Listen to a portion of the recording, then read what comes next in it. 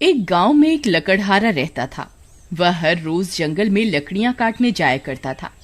रोज की तरह वह जंगल में लकड़ियां काट रहा होता है, तभी शाम हो जाती है। अरे ये क्या, आज तो समय का पता ही नहीं चला।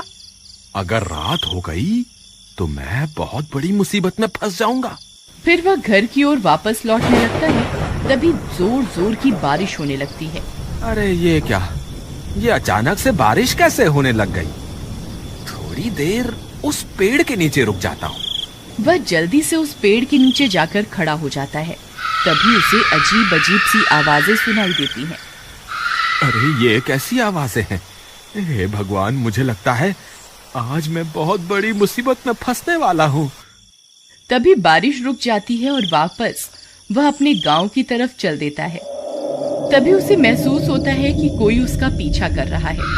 वह बार बार मुड़ मुड़ के देखता है, लेकिन उसे पीछे कोई दिखाई नहीं देता। फिर वह आगे की ओर चल देता है। तभी पीछे से कोई उसका नाम पुकारता है। बिरजू, बिरजू, कहाँ जा रहे हो? बिरजू, बिरजू।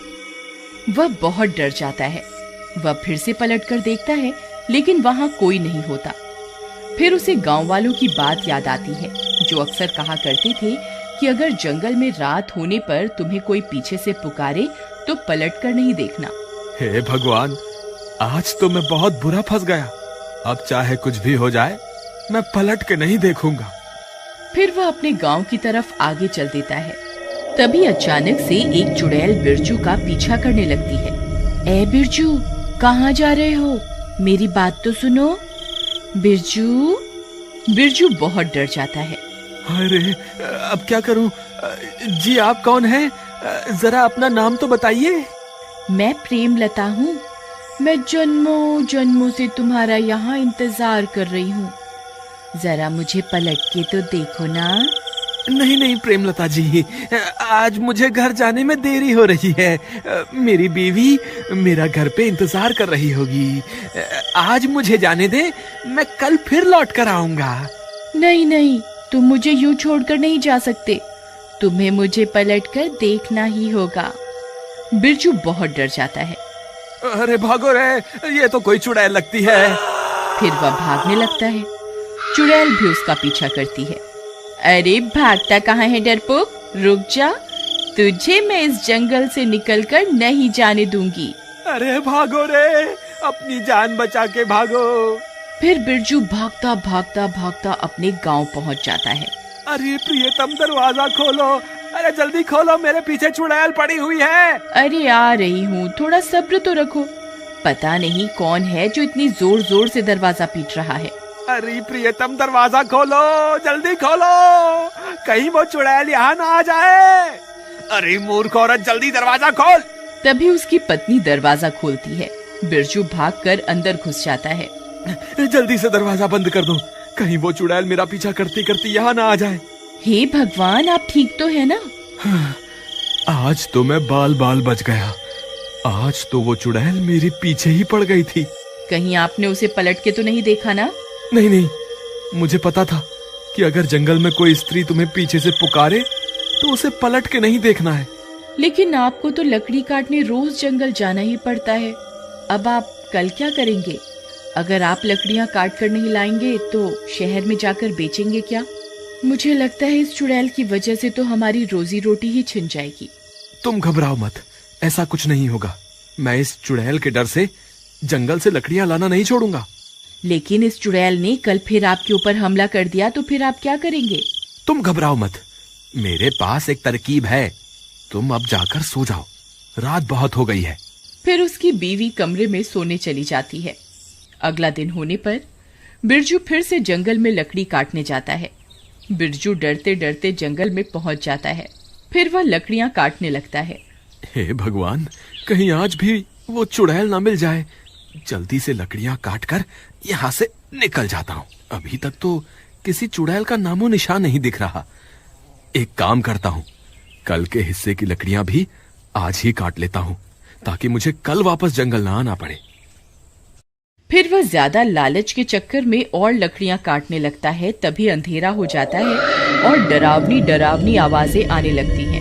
हाय रे, ये कैसी आवाजें हैं? कहीं मैंने ज्यादा लालच के चक्कर में गलती तो नहीं कर दी? फिर वह डर के मारे इधर उधर देखने लगता है।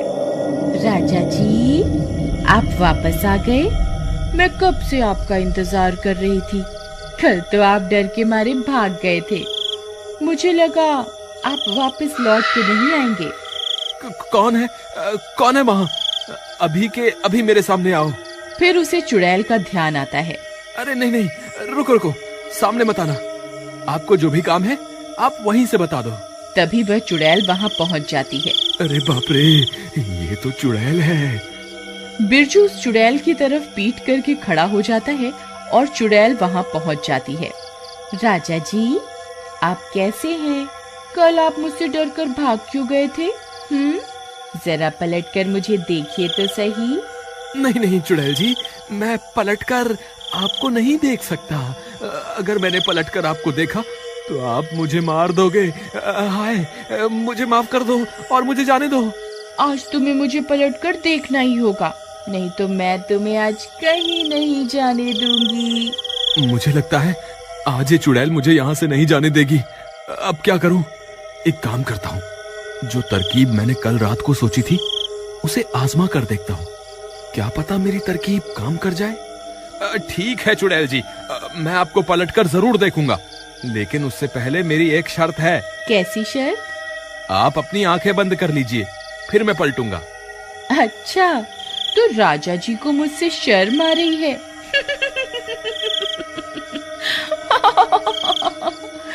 ठीक है राजा जी, मैं अपनी आंखें बंद कर रही हूँ।